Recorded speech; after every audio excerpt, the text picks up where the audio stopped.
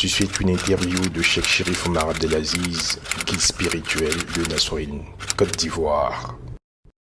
Longtemps perçue comme un bastion animiste, comme une terre d'élection du christianisme, la Côte d'Ivoire a été le théâtre d'une forte progression de l'islam au cours de la seconde moitié du XXe siècle.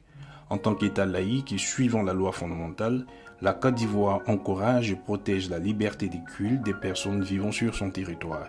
Cette ouverture a permis à l'islam de s'affirmer aujourd'hui comme la première religion du pays par son poids démographique. Ainsi, la présence des musulmans est effective partout en Côte d'Ivoire, y compris dans le sud côtier et forestier traditionnellement dominé par le christianisme. S'il est vrai que l'on assiste de plus en plus à un regain de religiosité se traduisant par le foisonnement prodigieux de mouvements à caractère religieux partout dans le monde, peu de fidèles bénéficient véritablement d'une formation et d'une éducation religieuse rigoureuse.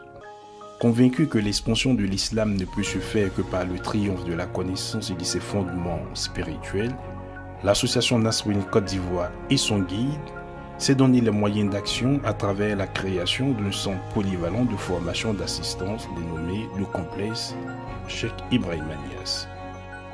Cheikh Chérif Oumar Abdelaziz, guide spirituel de l'association Nassourine Côte d'Ivoire, nous donne quelques détails sur la structure. Nous disons que Nassourine est une organisation islamique qui est née à partir de l'onction d'un imam, un cheikh, un guide spirituel musulman africain du nom de Cheikh Ibrahim Niasse radiyallahu ta'ala anhu.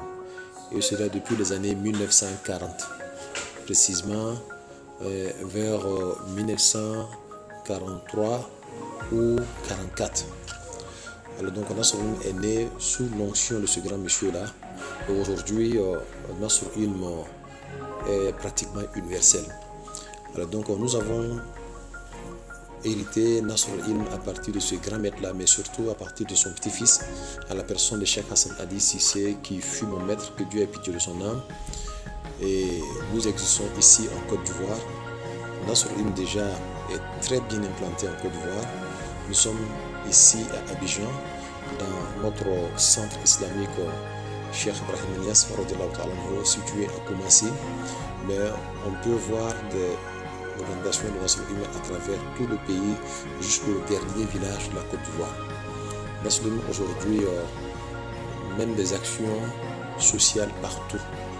Nassourine a focalisé son action sur l'éducation de l'homme en tant que tel.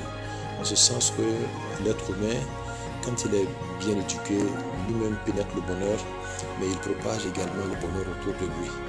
Et cela, nous le faisons à partir de l'éducation spirituelle que nous appelons la Tarbiya, qui va permettre aux disciples de Nassourine de traiter avec Dieu à travers tout ce qu'ils voient, à travers les êtres humains, à travers les choses, à travers les animaux. Alors, dès l'instant que c'est avec Dieu qu'on parle, c'est avec Dieu qu'on traite, nous sommes censés respecter Dieu partout où nous le voyons. Alors, dans cette éducation islamique là a été donnée par le prophète Mohammed sallallahu alayhi wa sallam, et ça a été repris par notre grand maître Cheikh Ahmed Tijani radiyallahu ta'ala anhu, et nous l'avons reçu à travers Cheikh Ibrahim Niasse radiyallahu ta'ala anhu. Alors donc nous avons une devise à Nassourine, c'est être sincère avec Dieu et servir l'humanité. Être sincère avec Dieu, c'est voir Dieu partout. Et puisque nous voyons Dieu partout, alors nous sommes obligés de servir partout où nous le voyons. Donc nous assurons une adoration parfaite en servant tout ce que Dieu utilise pour se manifester, que ce soit un être humain, que ce soit une chose, que ce soit un animal. Et c'est ainsi que nous vivons ici en Côte d'Ivoire et partout dans le monde. En effet, il est paradoxal de constater que la prise de conscience du fait religieux coexiste assez souvent avec la montée de l'intolérance, de la violence et de l'exclusion à échelle planétaire. Comment comprendre cela? L'islam notamment est souvent indexé à tort comme une religion de violence et d'action de terroristes. Il s'agit précisément de briser ce stéréotype par l'appel de la connaissance des principes fondateurs de l'islam qui se résument en un mot simple et profond: paix et amour entre les hommes dans la soumission totale en Allah.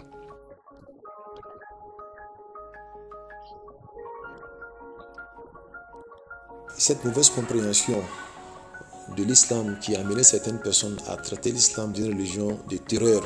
Donc on voit le terrorisme, le djihadisme, le radicalisme, en réalité n'est rien d'autre qu'une mauvaise compréhension de l'islam. Parce qu'en réalité, on ne peut pas forcer une personne, même avec la lame de l'épée, à embrasser ta religion. Sinon, on créerait seulement que des hypocrites. Mais en même temps, l'islam a été très très mal compris et parfois même, l'islam a été indexé injustement. La responsabilité pour nous, elle est individuelle, elle n'est pas collective. Donc, celui qui pose l'action, lui seul est responsable. Et pour comprendre une religion, on ne regarde pas le comportement d'un individu, on fait référence au livre de l'islam qui est le Coran, qui n'a prôné que l'amour.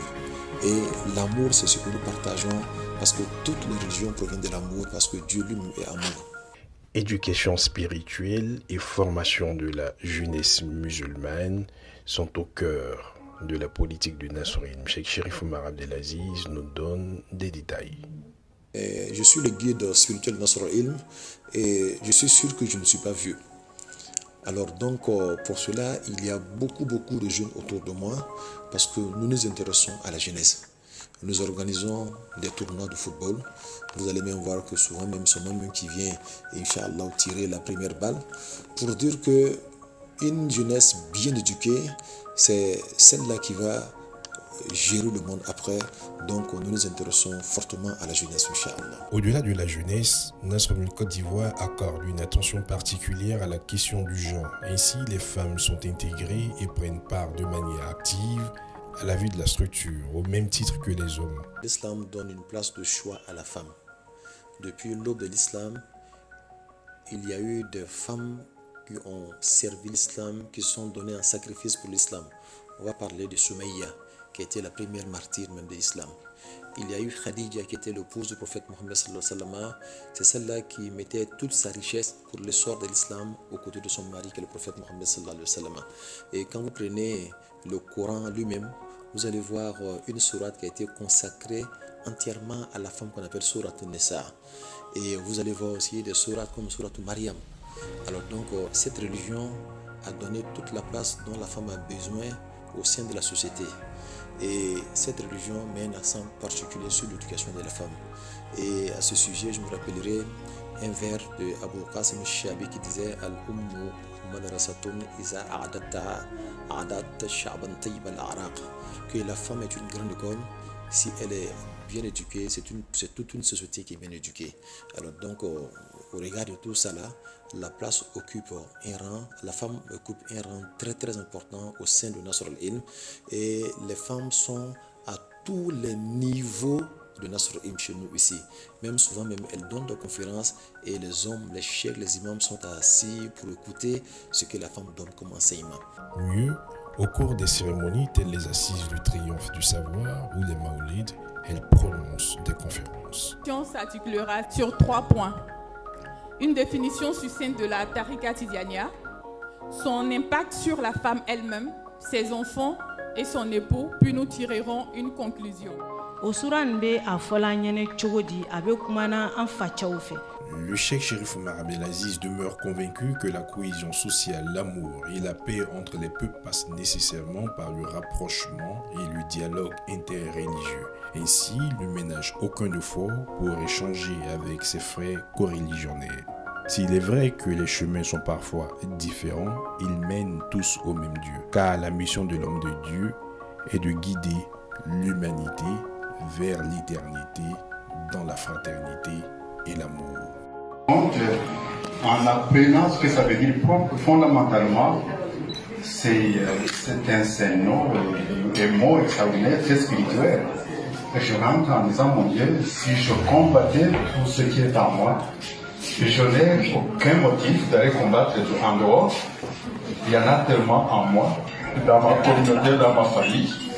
Alors, je dirais aux miens et aux amis que vous les chrétiens, occupez-vous de ce qui est en vous et vous en aurez assez pour ne pas avoir le temps de déranger les autres. Ce message est très important. Merci beaucoup.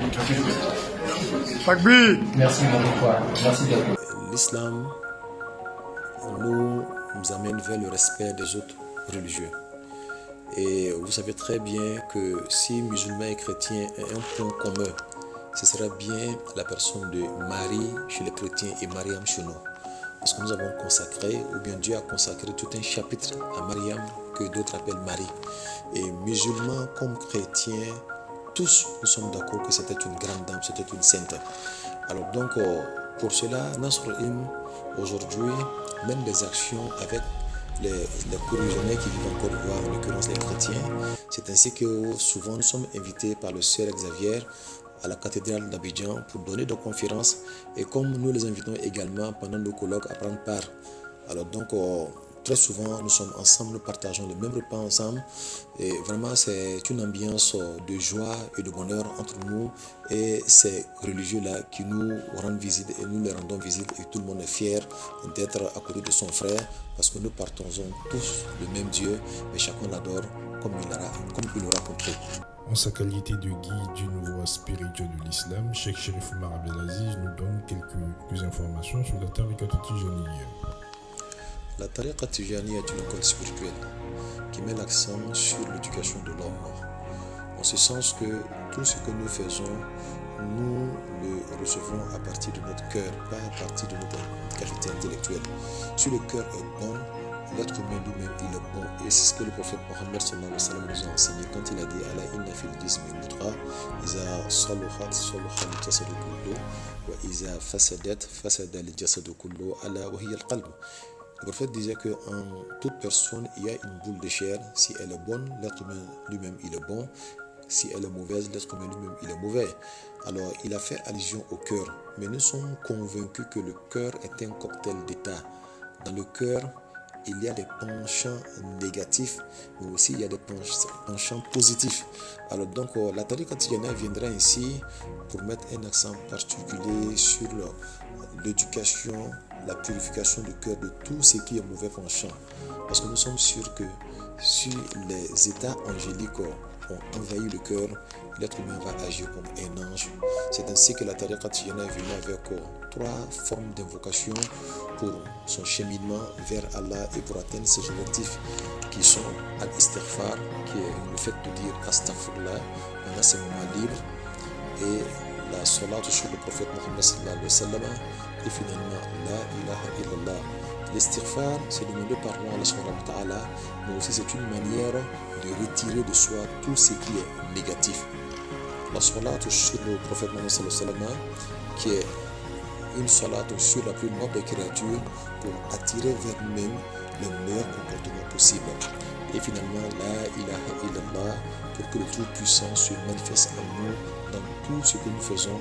Comme je l'avais dit quelque part, c'est de pouvoir voir Dieu partout et ne traiter qu'avec Dieu à travers toute sa créature. Donc celui-là qui parvient à atteindre cette dimension de l'islam, qui sait demander pardon à Allah subhanahu wa ta'ala, il n'en demeure pas moins qu'il pardonne à ses semblables. Aujourd'hui, si le monde brûle, c'est parce qu'il n'y a plus de pardon. Celui-là qui sait faire la salat sur le prophète Mohammed sallallahu alayhi wa sallam, qui n'a pas vu et qui l'aime, alors cette personne pourra aimer ce qu'il voit toujours. Donc c'est cultiver en soi-même une autre dimension d'amour. Et puis finalement, le Tout-Puissant Allah qui nous a créés, au-delà même du prophète Mohammed, le voir partout à travers tout ce qu'il a créé. Le monde, je pourrais dire que le monde n'a besoin que de ça pour être un monde heureux et parfait. Voici la Tariqa Tijaniyya.